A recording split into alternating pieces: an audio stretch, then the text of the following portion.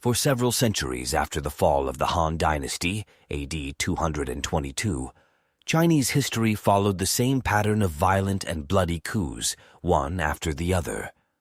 Army men would plot to kill a weak emperor, then would replace him on the dragon throne with a strong general. The general would start a new dynasty and crown himself emperor. To ensure his own survival, he would kill off his fellow generals. A few years later, however, the pattern would resume.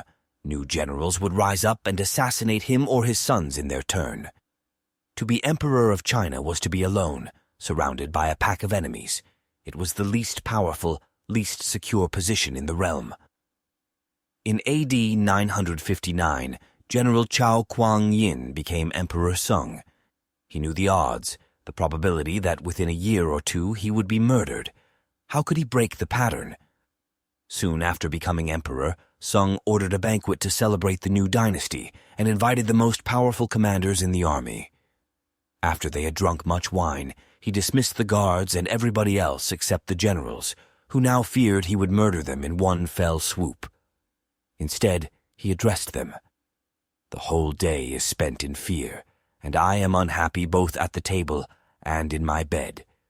For which one of you does not dream of ascending the throne? I do not doubt your allegiance, but if by some chance your subordinates, seeking wealth and position, were to force the emperor's yellow robe upon you in turn, how could you refuse it?" Drunk and fearing for their lives, the generals proclaimed their innocence and their loyalty. But Sung had other ideas. The best way to pass one's days is in peaceful enjoyment of riches and honor.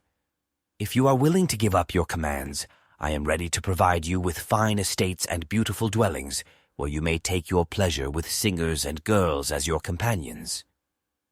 The astonished generals realized that instead of a life of anxiety and struggle, Sung was offering them riches and security. The next day, all of the generals tendered their resignations, and they retired as nobles to the estates that Sung bestowed on them. There are many who think, therefore, that a wise prince ought, when he has the chance, to foment astutely some enmity, so that by suppressing it he will augment his greatness. Princes, and especially new ones, have found more faith and more usefulness in those men, whom at the beginning of their power they regarded with suspicion, than in those they at first confided in. Pandolfo Petrucci, Prince of Siena, governed his state more bv those whom he suspected than by others. Over the next few years, Sung continued his campaign to secure his rule. In AD 971, King Liu of the southern Han finally surrendered to him after years of rebellion. To Liu's astonishment, Sung gave him a rank in the imperial court and invited him to the palace to seal their newfound friendship with wine. As King Liu took the glass that Sung offered him, he hesitated, fearing it contained poison. "Your subjects' crimes certainly merit death," he cried out, "but I beg your majesty to spare your subject's life. Indeed, I dare not drink this wine." Emperor Sung laughed, took the glass from Liu, and swallowed it himself. There was no poison. From then on, Liu became his most trusted and loyal friend. At the time, China had splintered into many smaller kingdoms.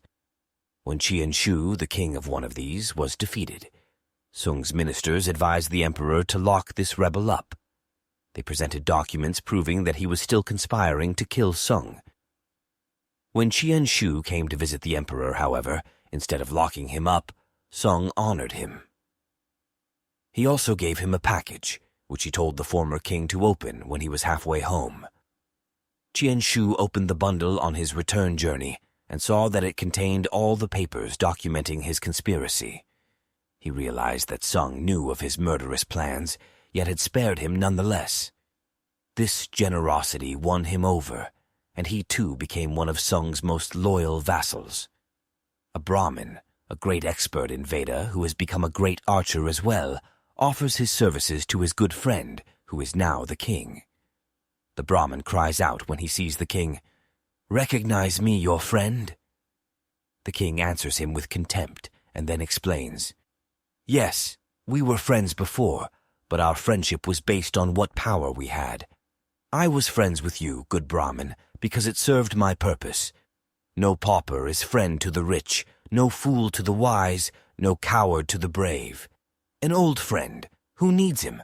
It is two men of equal wealth and equal birth who contract friendship in marriage, not a rich man and a pauper. An old friend, who needs him? The Mahabharata, c. 3rd century BC. A Chinese proverb compares friends to the jaws and teeth of a dangerous animal. If you are not careful, you will find them chewing you up. Emperor Sung knew the jaws he was passing between when he assumed the throne. His friends in the army would chew him up, like meat, and if he somehow survived, his friends in the government would have him for supper. Emperor Sung would have no truck with friends. He bribed his fellow generals with splendid estates and kept them far away. This was a much better way to emasculate them than killing them, which would only have led other generals to seek vengeance. And Sung would have nothing to do with friendly ministers. More often than not, they would end up drinking his famous cup of poisoned wine.